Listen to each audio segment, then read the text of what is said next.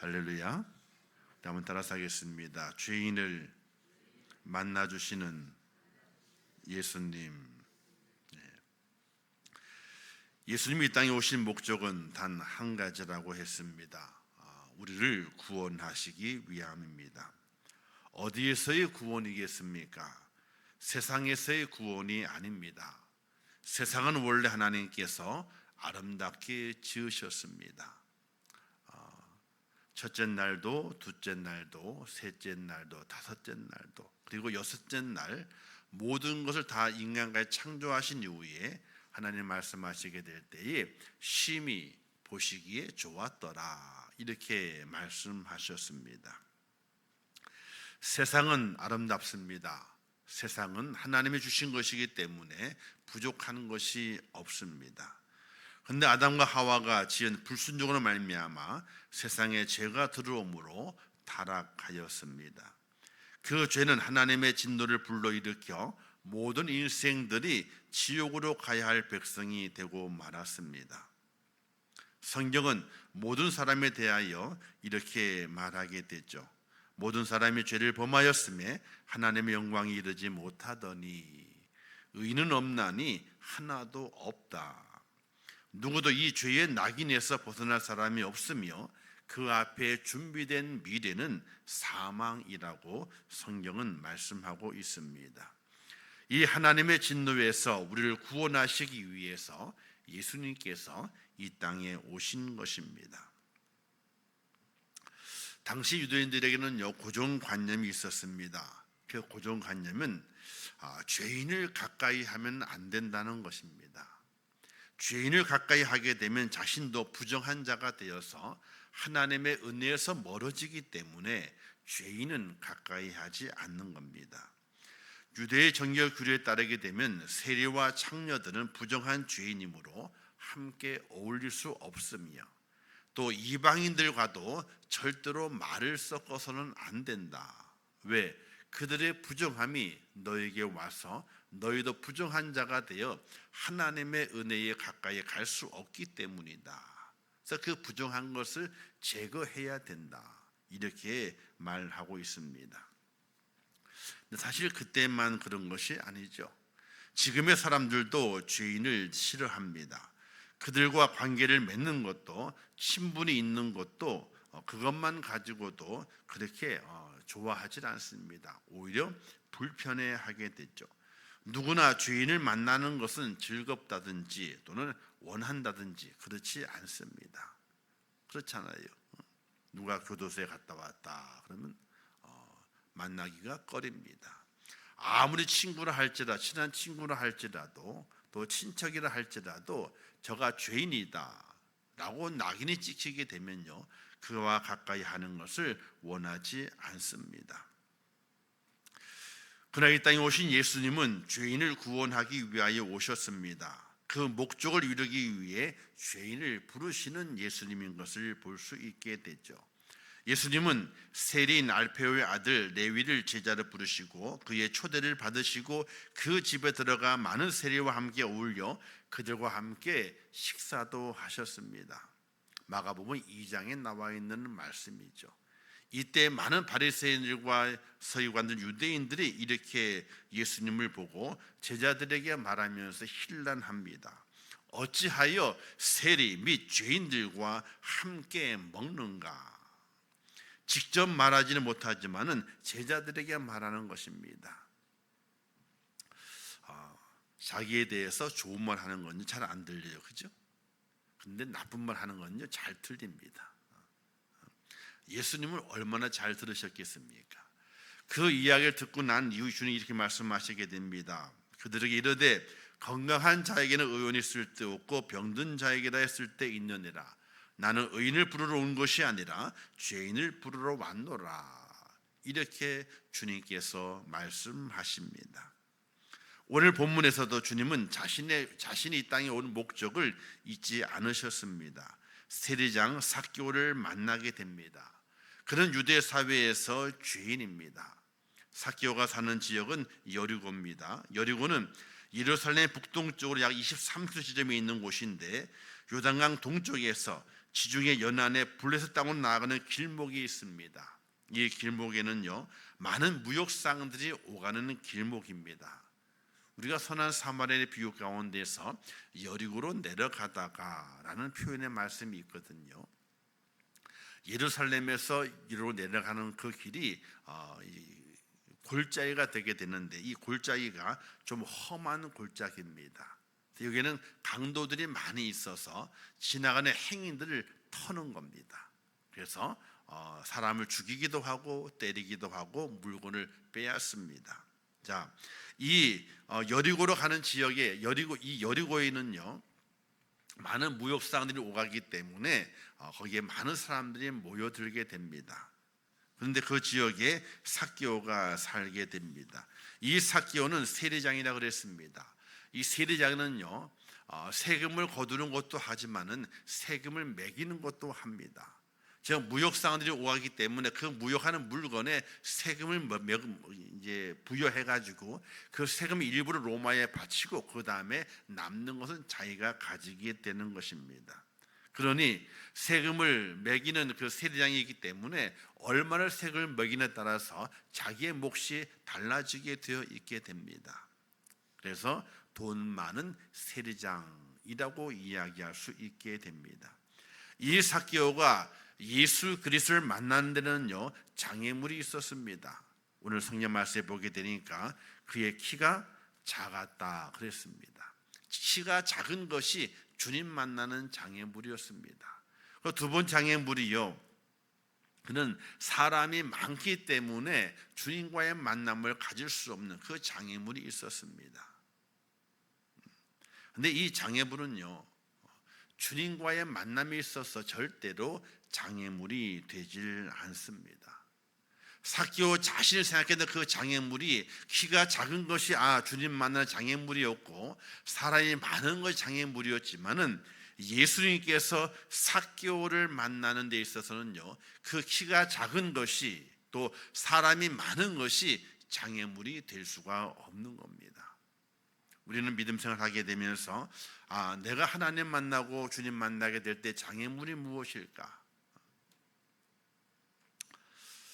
내가 헌신을 잘 못하기 때문에, 내가 많은 것을 드리지 못하기 때문에, 내가 뭔가 열심히 없기 때문에, 내가 선한 일을 많이 하지 못하기 때문에 주님을 만나지 못하는 것이 아닌가, 이런 생각을 가질 때가 있습니다.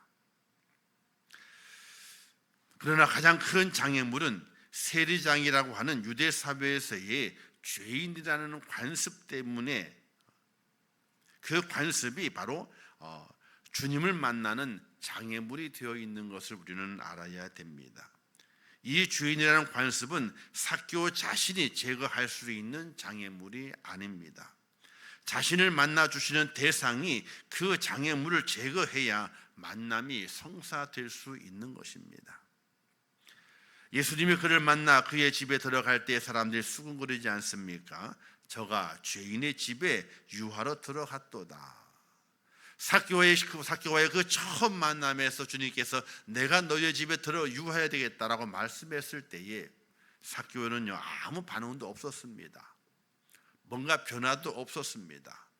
그러나 많은 사람들이 저가 죄인의 집에 들어가는도다 이렇게 수군거리고 조롱하듯이 말하는 그 말이 들리게 됐던 것입니다. 예수님이 삭개오를 만나 주신 것은 그가 세리장이었기 때문에 그런 것이 아닙니다. 그가 변화될 것을 알았기 때문에 그런 것이 아닙니다. 삭개오 그 자신 스스로 죄인임을 깨닫고 돌이킬 것을 아셨기 때문에, 그 마음에 스스로 주님을 만나며 그 죄의 장벽을 허물어뜨리고 그 주님께 다가오는 그 삭개오의 그 마음을 아셨기 때문에 예수님께서 삭개오를 만나 주시게 된 것입니다. 우리는 오늘도 생각합니다. 예수를 만나기 위한 조건을 내가 만들어내게 되죠. 내가 다른 사람보다 더 경건하면, 내가 선한 일을 많이 하게 되면, 다른 사람보다 더 믿음으로 자랑할 것이 더 있으면 예수님을 만날 것이라는 생각을 하게 됩니다. 그것은요 예수님을 단단히 오해한 것입니다. 그런 경건과 선함과 믿음은 예수님을 만나는 조건이 아니라 예수님을 만난 이후에 나타나는 내 마음의, 내 삶의 변화입니다. 그 조건이 주님과의 그 만남을 성사시키는 조건이 아닙니다. 주님을 만난 이후에 나타나게 되는, 주님을 만났다고 하는 그 이후에 나타나는 변화의 모습이지 주님과의 만남의 조건이 아닌 것입니다. 삭개오가 예수를 만난 이후에 변화되어 고백한 것처럼 재산의 절반을 팔아서 가난한 자 나누어 주며 남의 것과 토색한 것이 있다면 내 값전에 갚겠나이다. 이 고백은 주님을 만나는 조건이 아니라 주님을 만난 이후에 변화된 삭개오의 모습인 것을 우리는 잘 알아야 됩니다. 예수님께서 왜 삭개오를 만났던가? 왜 삭개오는 주님과의 만남이 성사되는 은혜를 입었던가? 그가 재산을 팔았기 때문에 그런 것이 아니었고 토색한 것을 갚겠다고 하는 그 고백이 있었기 때문에 그런 것이 절대로 아닙니다. 삭개오의 그 마음속에는요, 바로 주님을 만나고 싶은 마음이 있었고, 내가 한 주님 앞에서 죄인임을 고백하는 고백의 모습이 그 마음속에 존재해 있었기 때문에 예수님께서 삭개오를 만나 주셨다는 사실입니다. 그렇다면 주님을 만날 수 있는 조건이 무엇이겠습니까? 예수님이 이렇게 말씀하시게 되죠. 나는 의인을 부르러 온 것이 아니라 죄인을 부르러 왔노라, 이렇게 말씀하시게 됩니다. 주님을 만나는 사람은 죄인임을 고백하는 사람이 주님을 만나게 됩니다. 성공하는 순간에도 죄인임을 고백하는 사람이 있습니다. 예수님께서 베드로를 부르시지 않습니까? 베드로가 주님을 만나기 전에 그의 실패한 어부였습니다. 밤이 맞도록 수고했지만은 고기를 잡지 못했습니다. 그물을 씻고 있던 베드로가 나타나서 주님 말씀하시게 될 때에 깊은 데로 가서 그물을 던져라, 이렇게 말씀하시게 됐죠.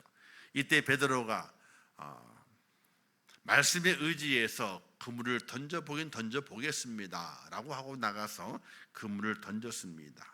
이때 고기가 쉼이 많이 잡혀서 한 배에 다 고기를 끌어올릴 수 없어서 친구의 배를 불러서 고기를 끌어오르고 베드로는 뛰어나가 주 앞에 무릎을 꿇습니다.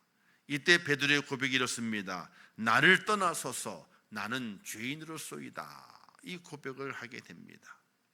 예수님께 베드로에게 너는 죄인이야 라고 가르쳐 준 것이 아닙니다. 단지 그에게, 실패한 그에게 다시 고기를 잡아서 성공할 수 있도록 만들어 주셨습니다.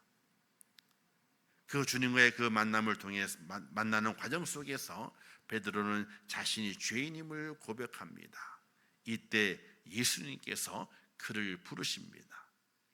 주님께서 그를 만나셨고 그를 부르시게 될 때에 나를 따라오라, 내가 사람을 낚는 어부가 되게 하리라, 이렇게 말씀하십니다. 예수님께서 베드로를 만나시고 부르시게 될 때에 베드로가 어떤 사람이었기 때문에 불렀습니까? 예수님의 말씀에 그물을 던지고 고기를 많이 잡았기 때문에 그런 것이 아닙니다.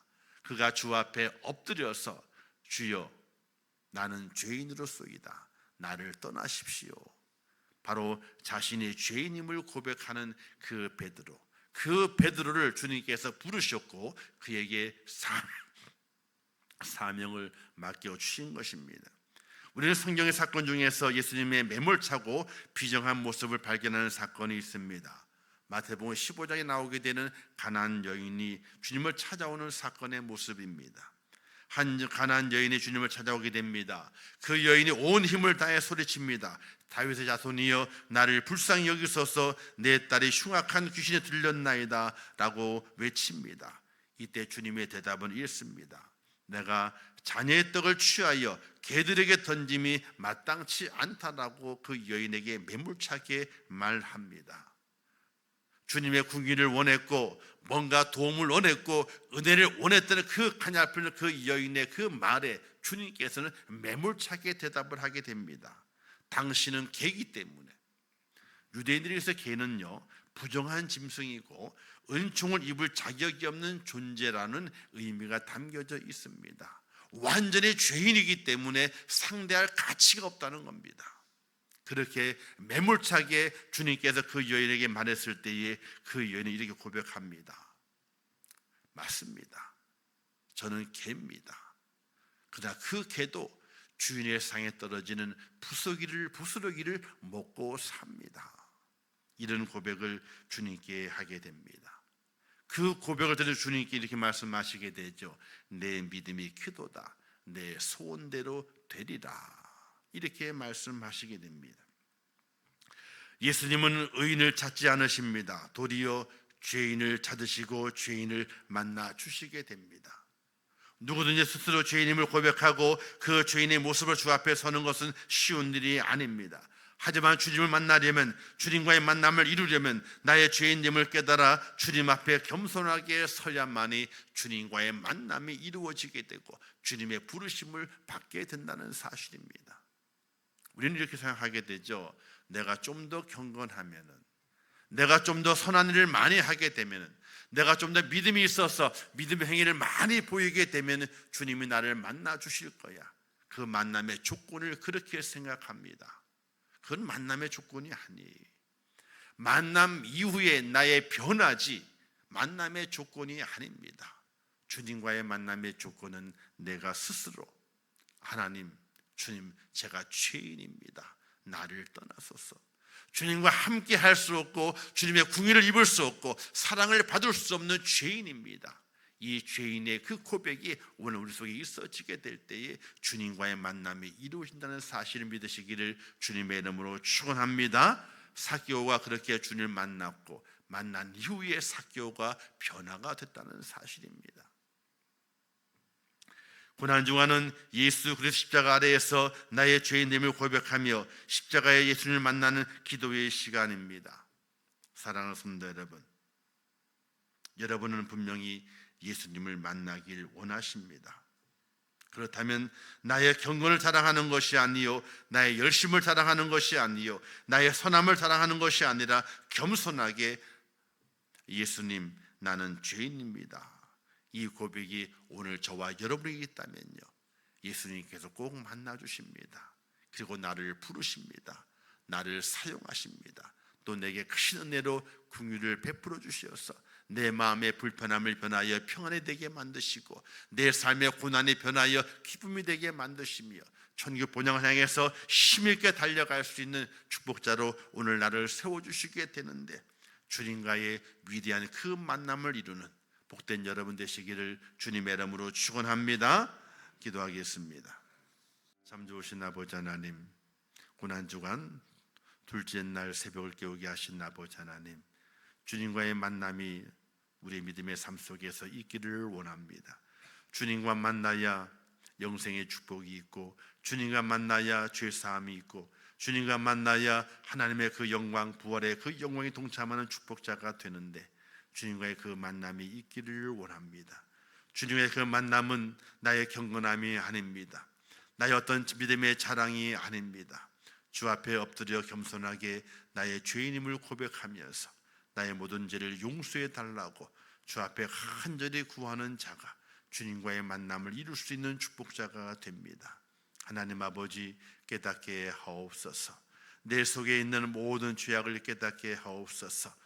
욕심과 교만과 질투와 이루 말할 수 없는 거짓으로 가득 채워져 있는 우리의 심령을 주 앞에 다 내려놓고 아버지여, 아버지여, 나는 죄인입니다 라고 겸손하게 엎드려 고백할 수 있는 하나님의 사람이 되게 해 주시어서 주님과의 거룩한 만남이 이루어지게 하시고 긍휼의 은혜를 입는 만남이 이루어지게 도와주시고 주님의 그 음성을 듣는 만남이 이루어지게 하시고 하나님의 축복의 부활의 주인공이 되는 그 열매를 거두는 만남이 이루어질 수 있도록 은혜를 허락하여 주시옵소서. 우리의 모든 죄를 용서하시고 우리를 만나주시며 붙들어 주시는 예수 그리스도의 이름으로 기도하옵나이다. 아멘. 지금은 우리 주 예수 그리스도의 은혜와 하나님 아버지의 무한하신 사랑하심과 성령님의 감화 감동 위로 축복 교통하신 역사가 오늘 고난주간 둘째 주 두 번째 날 새벽 예배를 주 앞에 드리면서 주님과의 그 만남을 이루기 위하여 나의 죄인됨을 깨닫고 그 죄인됨을 겸손하게 고백하며 주님과의 그 만남의 축복을 이루기를 원하는 우리 임종교회 모든 성도들 머리 위에와 그들의 가정과 일터와 생업과 자녀들과 미래 모든 소원들 위해 이제로부터 영원토록 함께 있을지어다. 아멘.